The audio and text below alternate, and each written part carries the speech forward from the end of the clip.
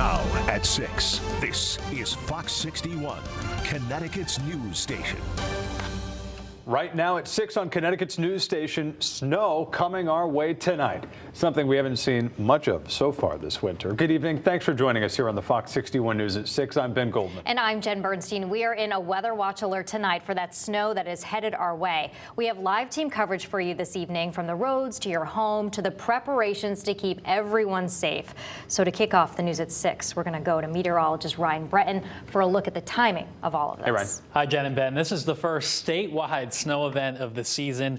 Pretty crazy. It's taking till the end of February, but here we go. Snow will be moving in over the next few hours between about 7 and 10 p.m. from west to east. The heaviest falling overnight. It'll ramp up pretty quickly, and then we'll have off and on periods of lighter snow during the day tomorrow. So the worst travel will be overnight into tomorrow morning, and then things should get much better during the day tomorrow, but there still will be some lingering slick spots, especially inland. Here is the system right now. It's not all that far away. Precipitation beginning in New York City, and the first snow showers getting close to Litchfield County. There might be a little bit of dry air eating away at the beginning of this, but it's likely snowing not too far away in the Hudson Valley. Winter storm warnings up for all of the state.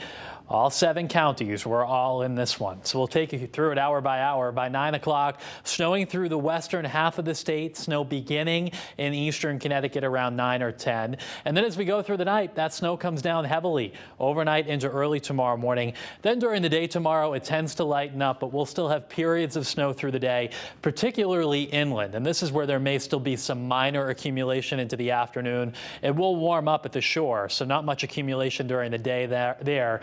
And there may even be a little bit of drizzle or light rain that mixes in at the shoreline. Still expecting a widespread 4 to 8 inches of snow across the state, with the jackpot likely to be in the hills west of Hartford up through Litchfield County. Much more on the storm and the next one. Yeah, there's another one later this week, too, coming up.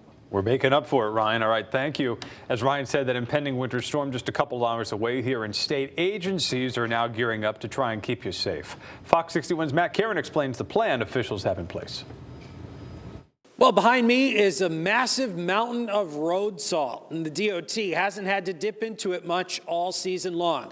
That'll all change tonight. Here at the maintenance service station in Wethersfield, crews have been working around the clock to make sure all the snow removal equipment is in good repair, but they're doing so short-staffed. The Department of Transportation says we're ready to go. The folks behind me ready to go. It could be a long 24 hours. They've been working around the clock, but short-handed. We are trying to recruit as many mechanics as possible. Facing a shortage of mechanics, the DOT is no longer requiring them to have a commercial driver's license.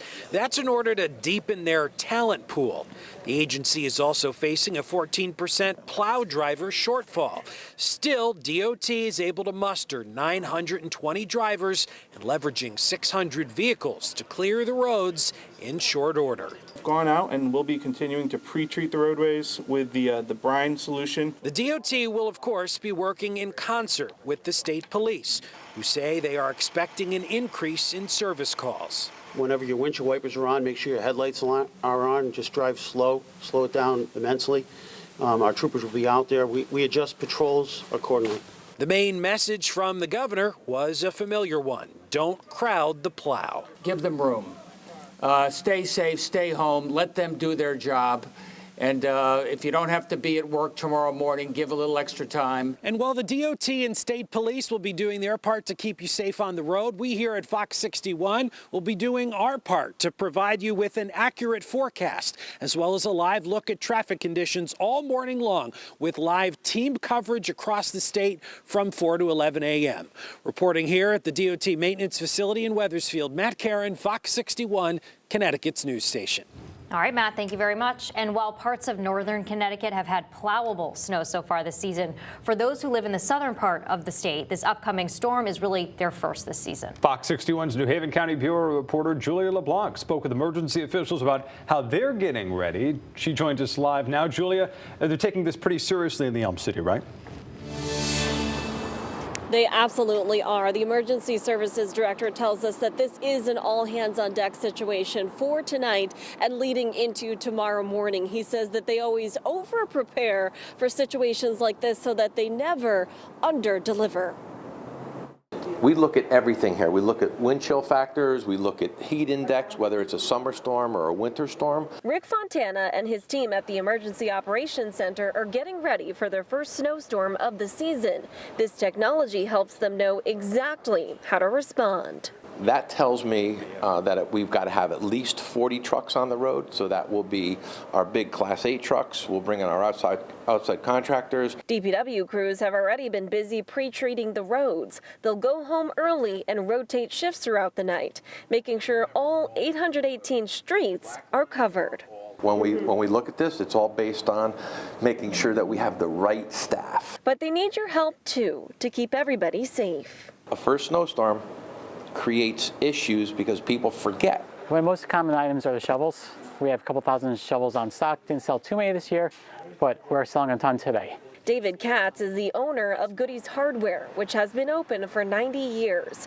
Over the last few days, they've seen an uptick in business, with plenty of people preparing. I started yesterday morning. Some residential people came in, starting to almost panic, say, oh my God, we're getting snow. But what should you stock up on? Well, Katz has a checklist. So just make sure you have a shovel, make sure you have gas in your car. If you get stuck, you have enough gas. The snowblower, start it, make sure you have gas in it, and make sure it does start. Now, there is a parking ban that goes into effect here in the city of New Haven for downtown New Haven and then for all of the emergency services routes throughout the city. Now, for a full list of all of that, you can head to our website at fox61.com. For now, we are live in New Haven. Julia LeBlanc, Fox 61, Connecticut's news station. Julia, thank you. Well, Fox 61 is all over the snow coming our way. For the latest on school closings, business closings, and the hour-by-hour radar, download the Fox 61 News app. Well, after the deadliest year on record for wrong-way crashes, state lawmakers are now working on a bipartisan bill they hope will save lives on state roads.